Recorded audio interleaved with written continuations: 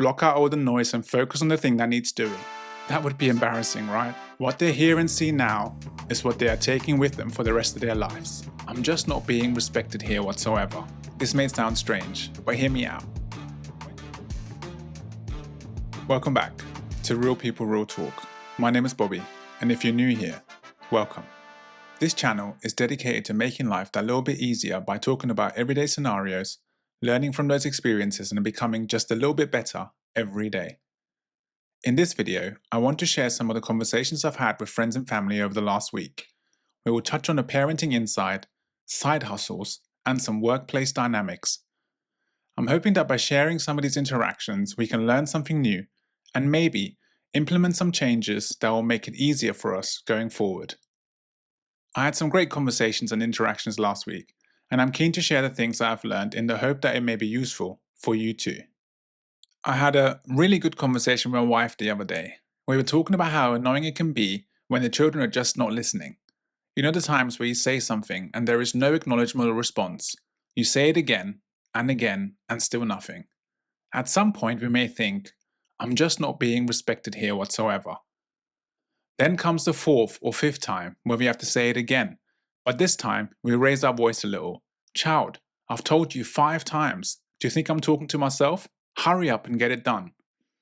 At this stage, somehow, movement occurs and the thing we asked gets done. Then a little bit later, we feel bad. Shouldn't have shouted. There was no need. The feeling bad only really lasts until the next time we ask something and it doesn't get done, because here we'll be right back to where we started. To give you an example from my home, my son takes incredibly long to get ready for school in the morning.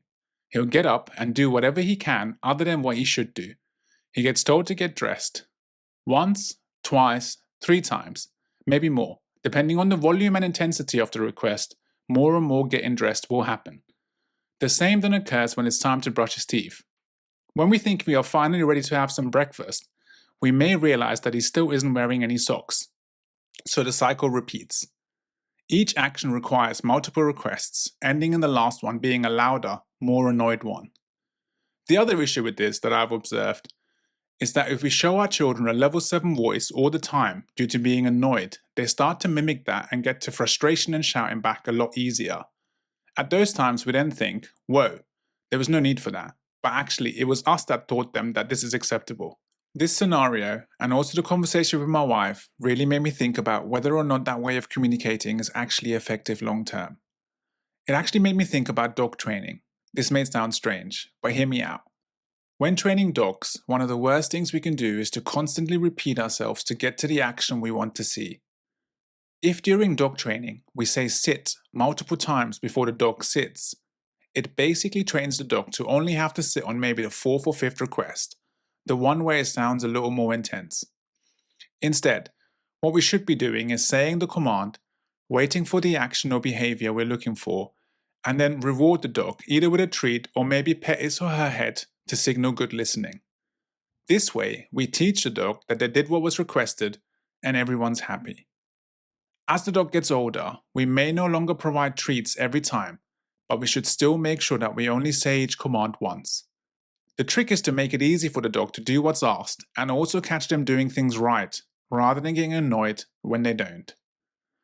Well, what is happening here with the children listening situation doesn't actually feel too dissimilar to me. The kids are being shown that they don't actually have to listen until voices are raised, and the request becomes more intense. The truth is, they're not being bad or malicious. They're just pushing the boundaries.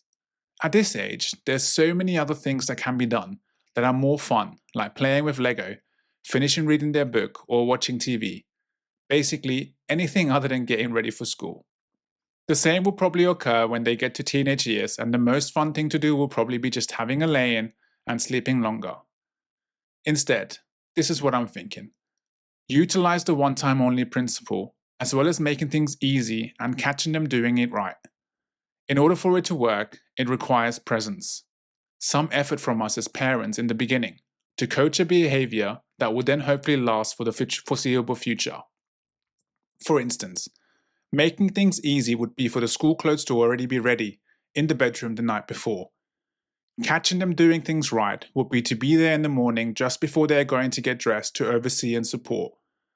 And because we're there early before they start, we can say good morning and also get dressed. We can bring play into it and say if you can get dressed in 10 minutes, you can help with making breakfast, and then set a timer. Yes, it will take a little effort because it means we have to be ready slightly earlier, but we will only have to do this for a few weeks to solidify this as a morning routine for them. Once it becomes a routine, we then have to make sure that we do the extra thing and say things like, "Oh, well done for getting dressed so quickly. That's really helpful." This should really happen every time.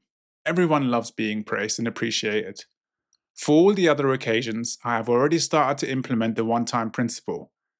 These days, if I say something to them and I see no action, I ask them both whether they heard me. If they say they did, then I remind them about how I only really want to have to ask once. If they say they didn't hear me, then that's fine, and I'll happily ask again. The difference here is that I can be completely calm and collected throughout. It never gets to a point where I have to raise my voice. What it also does is bring back the urgency and intensity that should come with when we do raise our voice. For instance, when they aren't paying attention on the road, and I shout, "Be careful," all of a sudden it's, "Oh, Dad doesn't normally shout. Something must need our immediate attention." The point here is that it can get quite exhausting constantly having to get to level 7 out of 10 when asking for something, when actually day to day it should be a lot more harmonized. It's good to review with our partners to see where we can make some changes to how we talk to our children. After all, what they hear and see now is what they are taking with them for the rest of their lives. Last week, I also had a great conversation with one of my friends about side hustles or just starting a new venture. He was talking about a ton of ideas he has for businesses that he believes will work. We see a lot of new innovation come up around us, new businesses that do well in providing solutions that we may not have had before, or ones where what we had before has been made better. Seeing all of this does make us wonder, what else can be beneficial as a solution? And so we have these great ideas that would not only be helpful, but also potentially lucrative. Then we start fantasizing a little about what life would be like to make that side hustle our main hustle, quit our job, and have a better life. The conversation really made me think about experimentation and also failure. I've always been quite happy to experiment. What I've not been very happy about is to fail. What I had to learn over the years is that we can't really have one without the other. The whole point of experimentation is to see whether something will happen or not. And if it doesn't happen, then yeah, that is failure, unfortunately. Sadly, the word failure sounds so final. If we suggest to try something, whether it's at work with our colleagues, a lifestyle choice with our friends, a relationship idea with our partners, or a parenting change with the other half, getting it wrong is a little dent in our ego armor. Therefore, even if there is an idea that may be good, we tend to keep it to ourselves or deliberate over it for a long time. However, we would see so much more progress in our endeavors by experimenting as much as possible. Try various things and learn from the ones that do not work. Failure is not final. It's actually the foundation for the next thing. Thomas Edison tried 1,000 ways to invent the light bulb and ended up with the invention on his 1,001st trial. He is credited with the quote, "I haven't failed 1,000 times. I just found 1,000 ways that did not work." My point here about side hustles, potential changes that we think will work at work or in our personal lives, is that we should just go ahead and try. And of course, if your side hustle ideas is to make birthday cards, then you wouldn't really want to try by purchasing the machine first. Instead, you would create your card design and post them somewhere to see whether there is anyone that would be interested. Create a waiting list of people that would want it, and if there is traction, then maybe the investment is worthwhile. If the idea is to get rid of your car because you hardly use it other than for school drop-off, you wouldn't sell the car first. You would see how the kids get on walking or biking to school in the morning before committing to the decision. This is all experimentation, and we are gathering data to see if there is any value. I think experimentation is really important when we are faced with such a big lifestyle decision. I said it in my last video, and I'll say it again. Ideation without execution is just fantasy. If we have a great idea, let's experiment with it. We can get answers in real time, whether the idea actually was as brilliant as we thought it was. This brings me on to failure. It plays a huge part here. Why, you ask? Well, I believe that one of the main reasons we don't experiment is because of the fear of failure. I wrote the material for my first YouTube video in July 2023. It took me until December 2024 to actually record and publish it.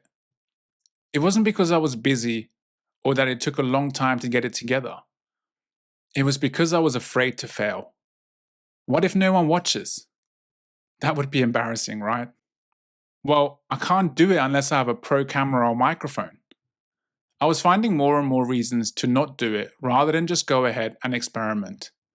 Luckily, I was able to let go of my ego and just put it out there. No fancy camera setup and no pro microphone. Just me and my AirPods talking into my phone lens. The video is still pretty bad, but it taught me that I can go ahead and do it because at least the one thing I know is that I can only get better from then onwards. Once we understand that the failure is part of the process of learning, we can be more brave to try. Trying is an essential step of succeeding.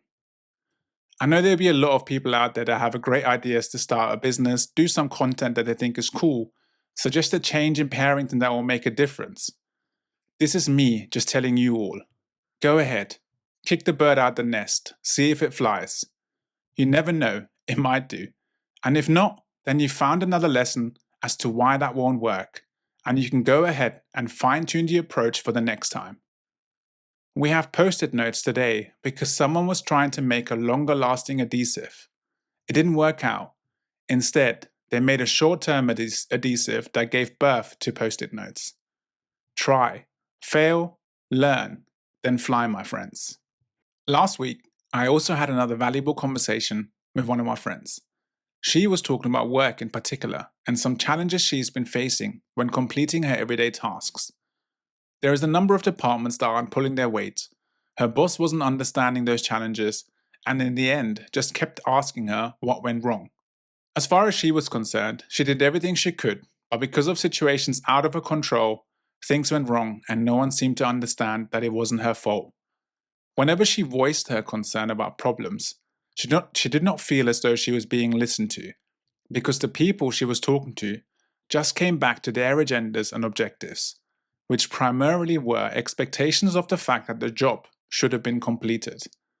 This interaction really made me solidify the understanding that if a job needs to be done, it's hard for those around you to care about the challenges you may face along the way if the job did not get done. If you manage to get the job done, then the challenges along the way can be articulated to make the completion journey story more interesting. If the job did not get done, then it'll be hard for people not to see the challenges story as excuses. Unfortunately, what this means for us is that we have to work extra hard to get it done, asking for help along the way if needed, but in the end, we just have to satisfy the objective. The point here is that we have to let go of this idea of blame. With that practice, we are under the belief that by blaming something or someone else, others will let us off the hook for not doing what was needed. Therefore, what it means is that you may get some nods to say the challenges have been heard, but in reality, it doesn't pardon us from not completing the project. A lot of people in their workplace may understand this by default because of what they have been through or seen others go through in their career. In these kind of scenarios, it is important to establish where the problems are and find solutions for them so that the job can be done. Some of those problems may sit with us and we can fix them with a little attention. Other problems may require action from other parties, and in those instances we'll have to focus on addressing these in order to achieve the objective. My friend and I discussed some of her challenges in detail, and we were able to establish just a few small things she could do to get everyone on board. A little bit of extra communication, even if we think it shouldn't be needed. An action of signposting to let everyone know where we are in the journey and ensure no duplicate actions are taken. Or just some additional planning to make sure we're on top of everything that may happen, so we are prepared for the worst while we hope for the best. I get it though. We would hope that everyone is like us and puts in the same amount of effort and work as us. The truth though, everyone's different, with different levels of work ethic and, frankly, varying amount of care for the job. Therefore, if we want to uphold the standard we have, we will need to do a little bit extra from time to time. Hopefully, this sets a great example and inspires others to be better too. And if it doesn't happen, then we are probably outworking someone, and it'll be a matter of time until they are discovered and have to be accountable for the lack of work they are doing. Control the controllables. Most times, that is ourselves. Let's get good at that. It may start off with extra effort from us, but from what I've seen and heard, it almost always ends up with everyone else having to catch up. Plus, from what I know, hard work trumps pretty much everything else. If we are working as hard as we can to get the job done, then there's pretty much nothing anyone can say against us. To make that even better, we just have to be a little smart with our hard work too. Make sure the effort you put in goes towards the thing that really needs it at that time, the main priority. I guess the point here is block out all the noise and focus on the thing that needs doing. If someone around us isn't playing ball, then the priority becomes to get them on board in order to get the end goal. If we keep our intentions pure, our actions will follow suit. If we keep our intentions pure, our outcomes will be the right ones. There you have it, my friends. Another week of updates. I hope you found some of it useful. If you have, please let me know by liking this video. And if you haven't done so yet, please subscribe to the channel. Not only is it free, it is actually the #1 way to support this channel, and it shows me that I'm on the right track with the content I'm bringing to you. If you have made it to the end of this video, I'm hoping that you enjoyed some of it. Here's another video that YouTube believes you may like. Go ahead and give it a go. And while you're clicking away, give this icon a click here. It will make it really easy for you to subscribe. My name is Bobby, and this is Real People Real Talk.